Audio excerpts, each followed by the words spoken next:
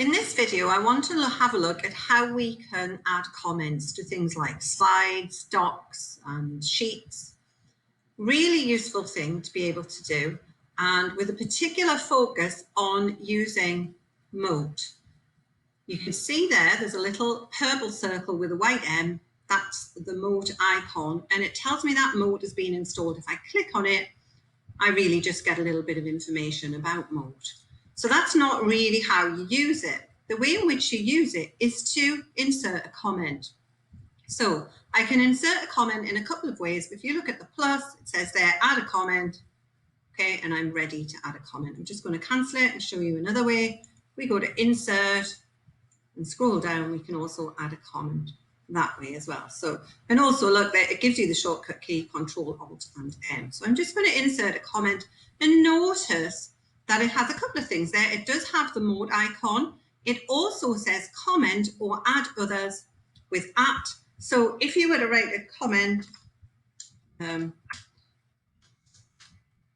done, and then if I said @ and then I clicked on that, if I assign that, that's going to go straight to Chris and tell him that he did well, or maybe I could have written a message about some work that he had to do. Okay, I'm just going to cancel that comment and do another one. Okay, so I'm going to insert another comment, and this time I am going to use Mote. This is actually an old student's work, so not to embarrass anybody, on shortest pasta algorithms. So this is a really good piece of work. I like your explanation. However, your diagram, although accurate, does not show the flow of how the algorithm works. Could you please put some arrows on it for next lesson? So I click done, and I could just click comment, but I'm not going to do that. I'm going to click on the little edit button here, and then it will back for me. This is a really good piece of work. And then I check it. Yep, that's fine. Okay, and then I can exit out of that and make a comment.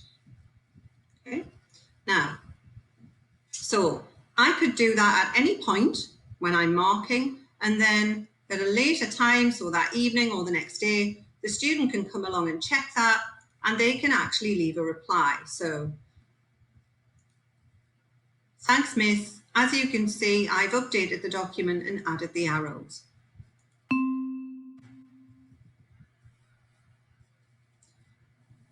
And then he can just review if he wanted to, or just hit reply. And we start to get a comment thread. That's really useful in terms of they still have that connection with you, the teacher. You can give verbal feedback and they can reply to you, but you don't have to be doing that in real time. What you can then do, if I check that and say, yeah, he's done that, I'm happy with that, I can either make another comment or I can click here and say mark as resolved. I'm not going to do that just yet. If you look at the 3 little dots, I can go in and edit, I can delete or even link this comment to something else. Okay, so for this one, I'm just going to click that it's resolved, and notice that it goes into the comment history. Okay, so there's a lot of things in there. I can reopen the comment, or if I wanted to get rid of it, I could delete the whole comment thread. But it does mean that when I go on to here and here and I start commenting, then it doesn't matter. This isn't cluttering things up. It's there, it's in the history, but I can make fresh comments on this slide and so on. And if we just go into this document I have open, we can do exactly the same thing here, and that's using Google Docs. Or if I've got a sheet, okay, then I can do the same thing here as well. Okay, so I can insert a comment. Okay, and I get the Mote icon. A nice useful tool. You can't break it, have a little play around with it, and I think you hopefully will find it really useful for giving feedback to your students.